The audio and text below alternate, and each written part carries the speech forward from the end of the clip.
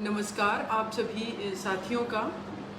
और सबसे पहले मैं माफ़ी चाहूँगी आप लोगों से कि मुझे लेट हो गया लाइव आने में, लेकिन फिर भी मैं उम्मीद करती हूँ कि आप लोग हमसे जुड़ जाएंगे कुछ लोग। उसके बाद भी ही मैं अपनी बात स्टार्ट करूँगी, तो मैं वेट कर लेती हूँ। अभी तो बहुत कम लोग जुड़े हैं।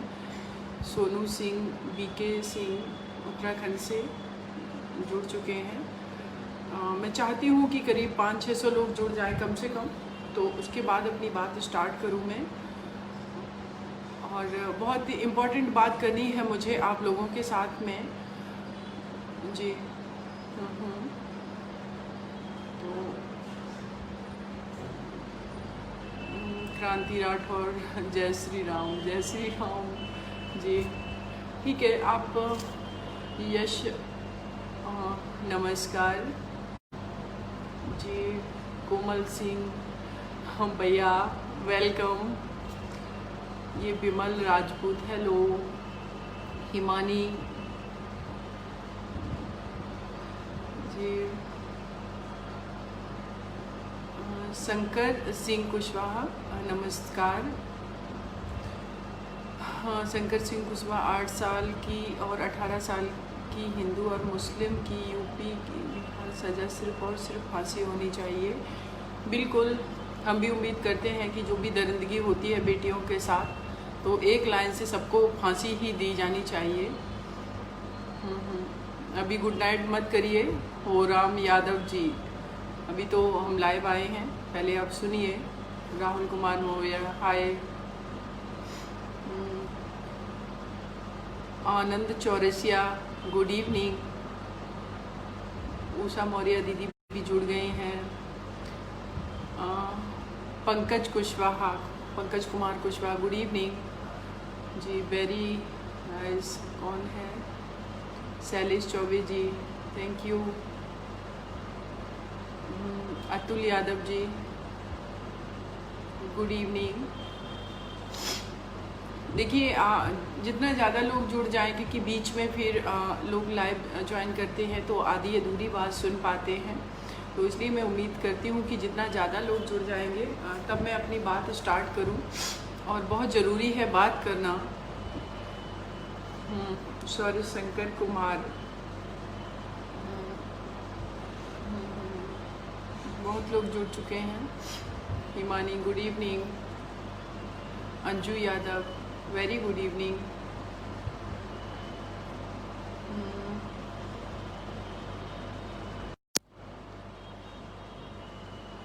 श्रद्धा चतुर्वेदी हेलो श्रद्धा, कैसी हैं आप? बहुत अच्छी रिपोर्टिंग कर रही हैं, मैं देखती रहती हूँ आपकी जो भी फील्ड का वर्क है। रियली प्राउड होता है आप जैसी बेटियों को देख करके। Ankur Kashyap good evening. Anju Yadav hi good evening. Rishika Meena, Tej Pratap thank you so much. Pushkar Anand hello. Ma'am भाभी thank you. Gajanand Sharma ji good evening my दीदी, थैंक यू सो मच।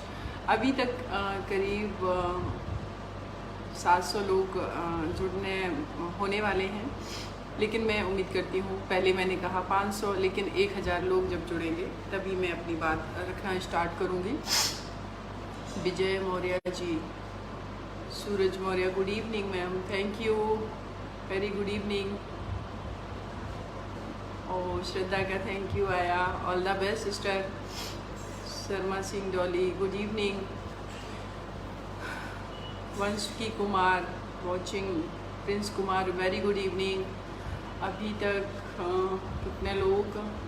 करीब 750 लोग जुड़ चुके हैं। पुनीत सिंह प्रिया नमस्कार।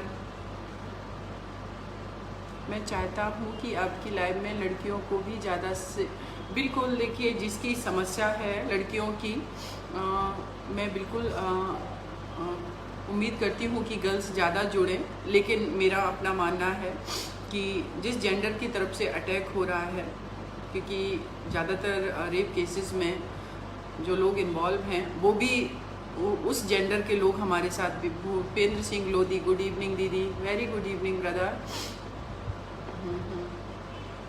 मुंशी लाल सैनी, सीमा जी नमस्कार नमस्कार। किशोर सैनी, राम राम जी, राम राम।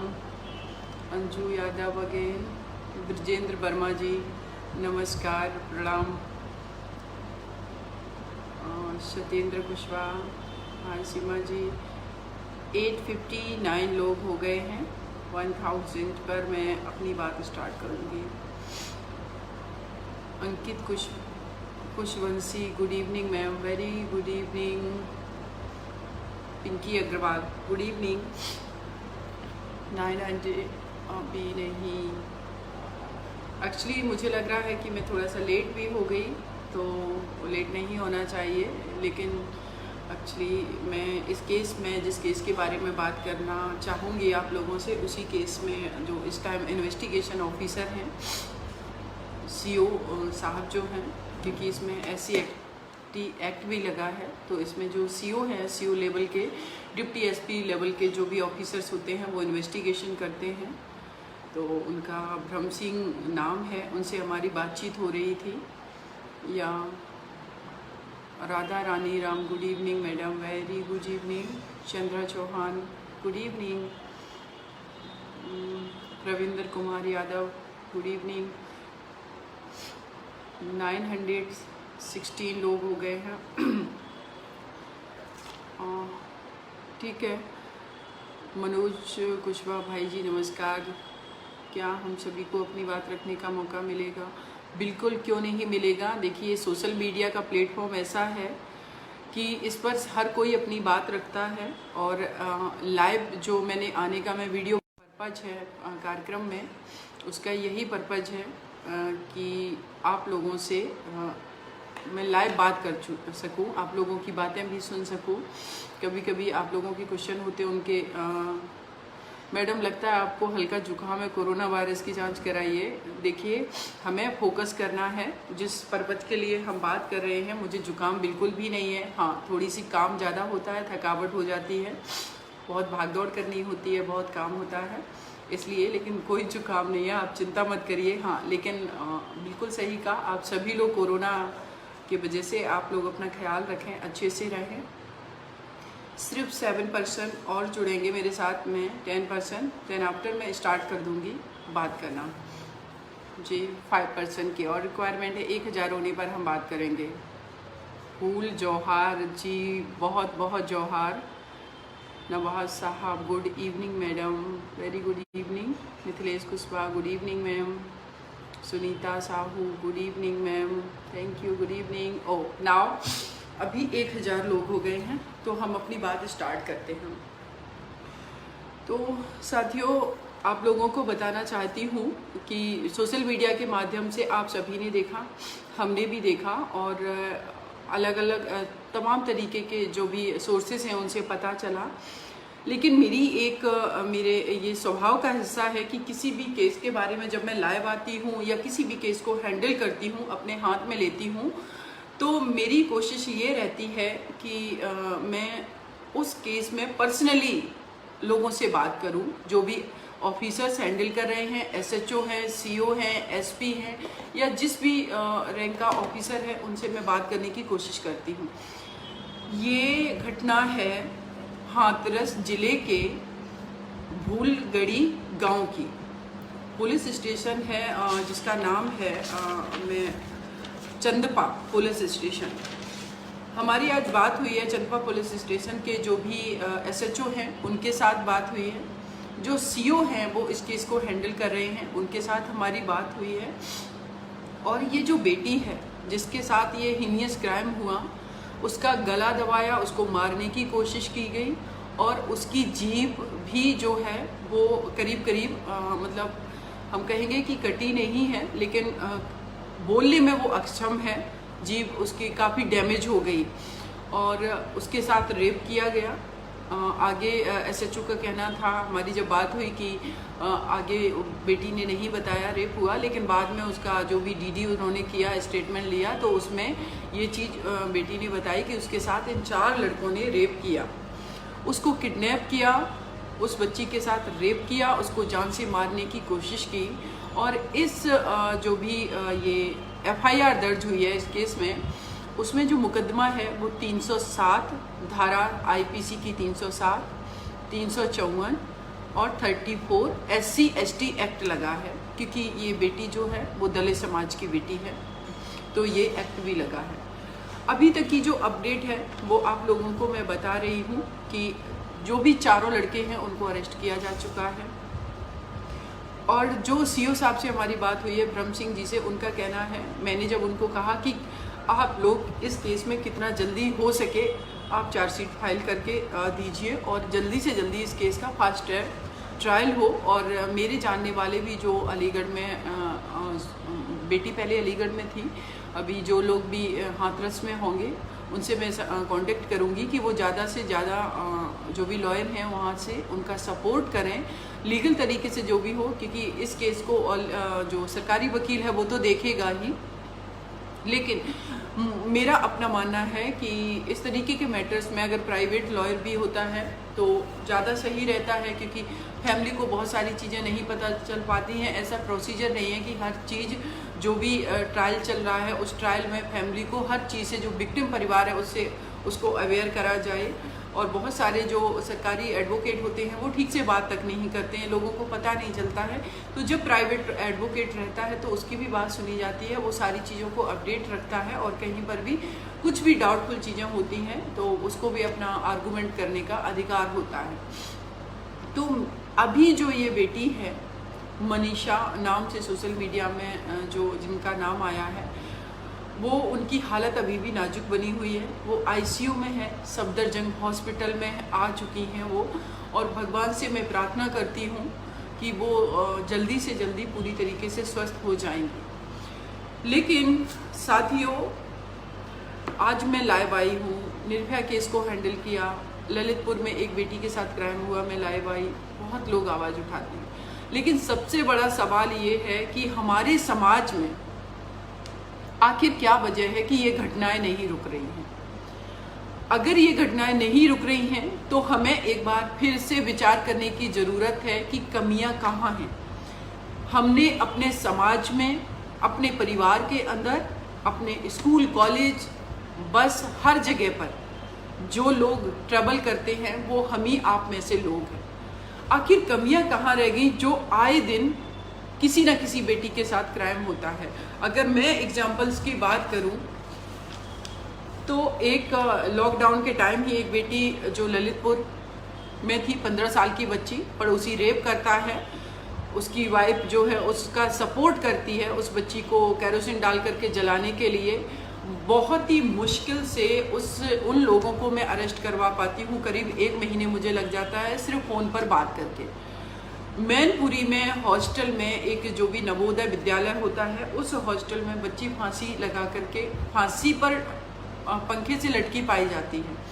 और मेरा मानना है कि हमारा जो पुलिस सिस्टम है उसमें यही होता है कि जो बेटी फांसी से के फंदे से, चाहे लेडी हो चाहे पुरुष हो, अगर वो फांसी के फंदे जैसा वो लटके हुए हैं तो उस केस को ये हमेशा सुसाइड केस ही डिक्लेयर करने की कोशिश करते हैं, क्योंकि अगर सुसाइड केस डिक्लेयर कर देंगे तो वहाँ पर इन्वेस्टिगेशन फर्दर नहीं करनी पड़ेगी, पुलिस को मेहनत नहीं करनी पड़ेगी।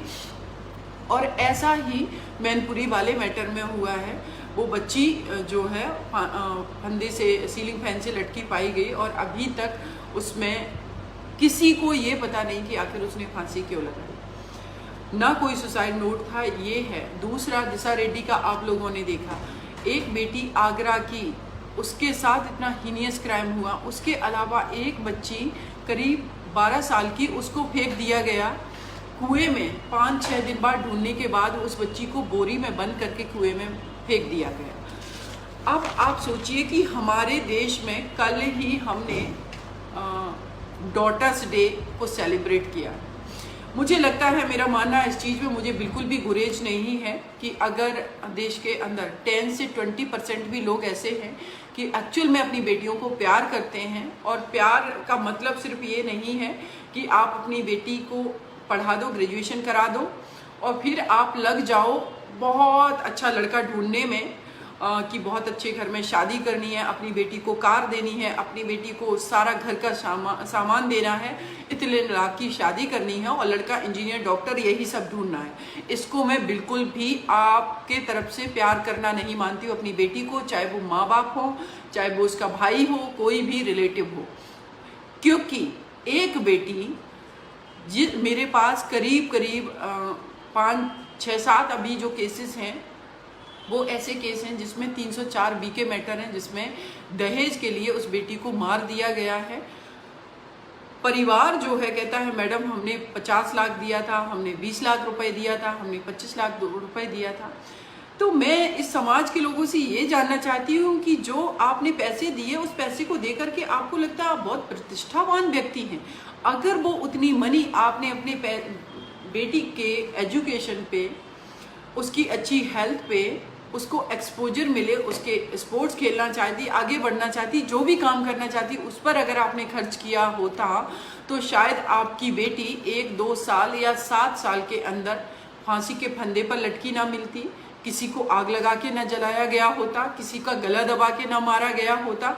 ऐसा नहीं होता, आपकी बेटी भी जीवित होती और वो भी आगे बढ़ कर के कुछ कर रही होती। लेकिन नहीं, आप लोग चाहते हैं कि समाज में बदलाव हो, लेकिन अपनी मानसिकता नहीं बदलना चाहते हैं। मानसिकता की अगर हम बात करें तो इस देश के अंदर मैं कहूँगी कि बहुत ही दोगले किस्म के लोग रहते हैं। एक कहते हैं कि बेटियों को सशक्त कर दो, उनको आगे बढ़ने दो, और दूसरा ही किसी और की बेटी है, अपने घर की बेटी को प्रमोट करेंगे, किसी और की बेटी है तो ना तो उसको प्रमोट करना दूसरी बात है, लेकिन उस बेटी का सपोर्ट भी नहीं करेंगे, लेकिन उसको अंडर एस्टिमेट करेंगे। और अगर वो घर से बाहर निकलती है, जैसे कि ये बेटी खेतों पर गई हुई थी, देखिए क्या उस बच्ची के साथ किया गया। 19 साल की बेटी है जिसके साथ इतनी दरिंदगी की गई, क्या वो अपने जीवन में कभी भी अपने आप को उस लेवल पर वो रख करके सोच पाएगी? और क्या वो इन सारी घटनाओं को जो उसके साथ क्राइम किया गया उसको बारे में उससे कभी भी बाहर निकल पाएगी? तो ये सब हमें बहुत सारा सोचने की आवश्यकता है। अब देखिए कि निर्भया केस में 4 लोगों को फांसी दी गई, उसके बाद लगा समाज में कि बहुत सारा बदलाव होगा, लोग डरेंगे, लोगों के अंदर डर पैदा होगा, लेकिन ऐसा नहीं हुआ। केस अभी भी क्राइम उतना ही तरीके से हीनियस क्राइम हो रहे हैं। उसके पीछे जो 2-3 वजह समझ में आई मुझे वो ये है कि निर्भया केस जो है दिल्ली की राजधानी में ये क्राइम हुआ और बहुत हाईलाइट मैटर हो गया, क्योंकि ऑब्वियस सी बात है कि अगर दिल्ली की हमारी देश की राजधानी है और वहाँ पर एक बेटी के साथ इतना हीनियस क्राइम हुआ तो मीडिया को कवरेज देना ही देना था। रूरल एरिया तक मीडिया नहीं पहुंचती है। इट मीन्स कि मीडिया भी अपनी रिस्पॉन्सिबिलिटी नहीं निभाती। उनको लगता है कि कोई मैटर हाईलाइट हो गया तो उसके पीछे सब पड़ जाएंगे, बाकी मैटर्स में लोग नहीं आता है मीडिया। कई केसेस में मैंने मीडिया को खुद बात की कि आप कवरेज कीजिए, इस तरीके का मैटर है, लेकिन नहीं करते हैं लोग। तो लोगों में डर नहीं है।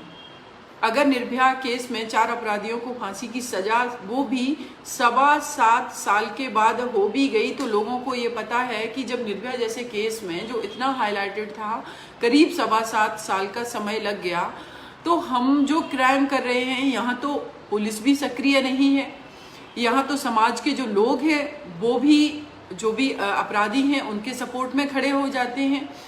बेटी जो है जिस परिवार की है वो गरीब परिवार है, वो बहुत भाग दौड़ नहीं कर सकता, बहुत पैसे खर्च नहीं कर सकता है लीगल तरीके से लड़ाई लड़ने में।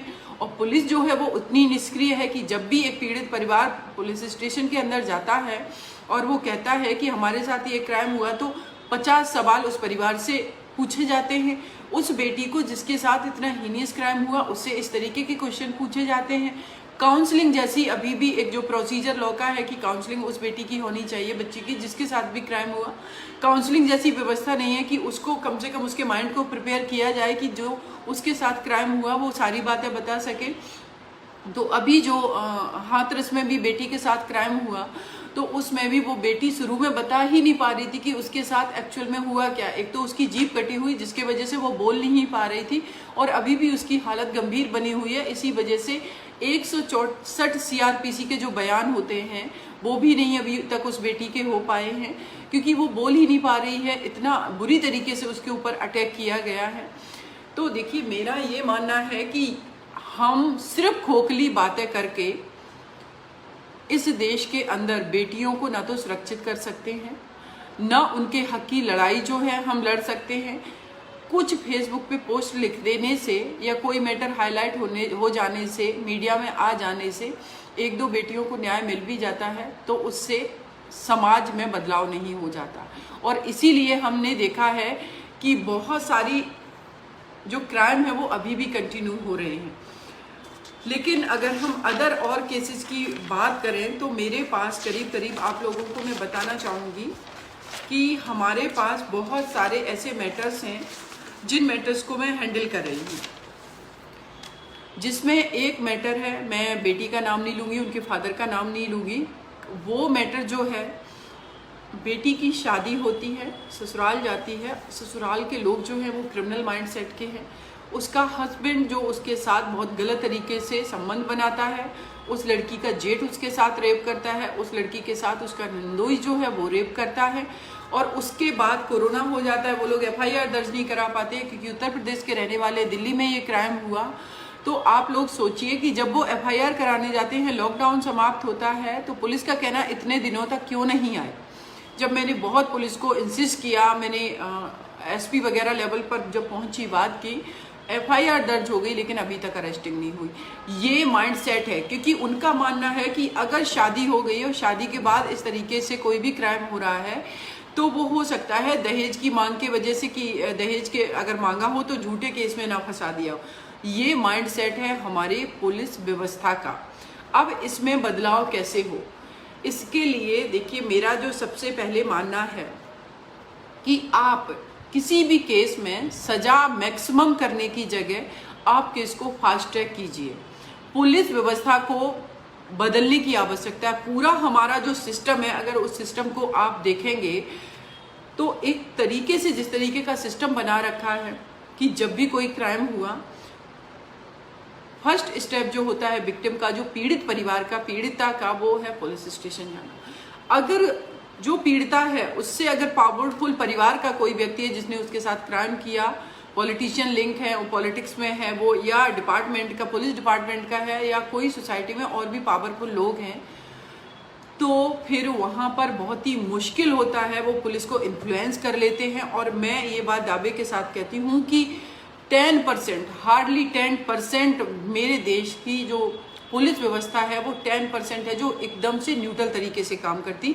ये मेरा अपना अनुभव मैं बता रही हूँ, क्योंकि जितने केसेस मैं हैंडल कर रही हूँ, इसमें 10-10 बार, एक केस में 100-100 बार तक मुझे फ़ोन करने पड़े हैं, तब जाकर के अरेस्टिंग होती है, तब जाकर के एफआईआर होती है, एफआईआर सही सेक्शन में होती है, या फिर पुलिस अरेस्ट ही नहीं करती है। इस तरीके की पूरी व्यवस्था बना रखी है। तो जब फीमेल के लिए आपने लॉ बना दिए हैं, कानून बना दिए हैं, तो फिर उनका इम्प्लीमेंटेशन क्यों नहीं है। सिर्फ फीमेल के कानून की नहीं, मैं सारे कानून की बात करती हूँ। एक तो उसका इम्प्लीमेंटेशन नहीं है पूरी तरीके से। निर्भया केस हुआ, उसके बाद आप देखेंगे वर्मा कमेटी की रिकमेंडेशंस आए कि ये सारा सिस्टम होना चाहिए। आईपीसी में, सीआरपीसी में हर जगह बदलाव किया गया, लेकिन उस बदलाव को सिर्फ कागजी किताबों, पन्नों में तक ही सीमित है। एक्चुअल में आप देखेंगे तो ये इसका इम्प्लीमेंटेशन नहीं हुआ, ये लागू नहीं हुआ, और इसीलिए निरंतर क्राइम होते रहते हैं। और क्रिमिनल को पता है, जो भी अपराधी है, जो क्राइम कर रहा है, जो कल्प्रिट है, उसको पता है कि हमारा सिस्टम कैसा है, सिस्टम को हम खरीद सकते हैं। और दूसरी, अगर हमने पुलिस को खरीद लिया, और पुलिस बिकती है, ये मैं बात दावे के साथ कहती हूँ। हालांकि इस केस में मैंने देखा जो हाथरस का है कि पुलिस सेंसिटिवली वर्क कर रही है, अच्छे से वर्क कर रही है, लेकिन जनरली जो मैं बात कर रही हूँ वो ऐसा ही है कि पुलिस इन्फ्लुएंस होती है। पुलिस, किसी पावरफुल व्यक्ति का फ़ोन आएगा तो इन्फ्लुएंस होगी, पुलिस पैसे ले लेती है, चार्जशीट को बदल देगी, चार्जशीट में हल्के जो भी है सेक्शंस में चार्ज फ्रेम करवाया जाता है, और जब ये मैटर कोर्ट में पहुंचता है तो कोर्ट की व्यवस्था की मैं बात करूं, यहाँ पर जजों की संख्या कम है। यह पूरा सिस्टम ऐसा बना रखा है कि अगर पहली डेट है तो पहली डेट पे सिर्फ सबको नोटिस किया जाएगा, फिर उसके बाद एक और डेट होगी। कम से कम 1 साल तक अगर एक केस में 20, 25, 40 लोगों के स्टेटमेंट लेने हैं तो उसके लिए 1 साल से ज़्यादा का समय लगता है।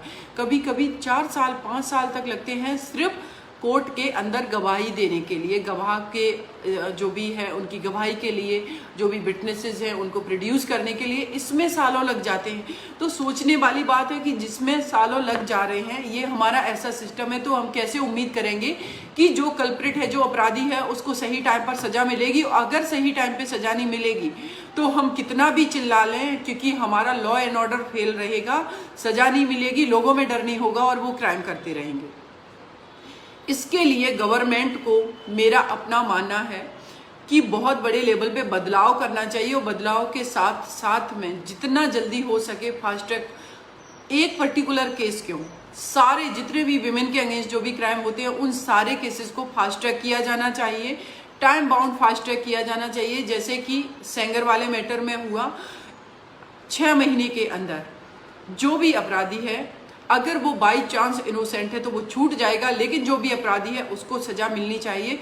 6 महीने के अंदर अगर आप जेल में पहुंचाएंगे इन अपराधियों को तो निश्चित रूप से डर होगा और क्राइम भी कम होगा। लेकिन 6 महीने सोचिए, आप तो 6 साल में भी नहीं पहुंचा पाते हैं, तो फिर कैसे बदलाव होगा। आप कितना भी नारा लगा लीजिए, बेटी बचाओ बेटी पढ़ाओ, कितना भी आप फेसबुक पर आकर के ढोंग कर लीजिए, डॉटर्स डे, ठीक है, नो डाउट बहुत अच्छे लोग भी हैं जो अपनी बेटियों को इक्वली बेटों की तरह ट्रीट कर रहे हैं, आगे बढ़ा रहे प्रमोट, लेकिन मैं जनरल बात कर रही हूँ, क्योंकि जो लोग भी प्रमोट कर रहे हैं उन लोगों से भी मैं कहना चाहती हूँ, हर व्यक्ति रिस्पॉन्सिबल है। इस सोसाइटी में जो क्राइम हो रहा है उसके लिए हर व्यक्ति रिस्पॉन्सिबल है। मैं फेसबुक पर देखती रहती हूँ, जब भी कोई स्त्री अपना ओपिनियन रखती है महिला सुरक्षा के मुद्दे पर या महिला आज़ादी के मुद्दे पर, स्वतंत्रता के इन सारे मुद्दों पर, कितने लोग उसको ट्रोल करने के लिए आ जाते हैं।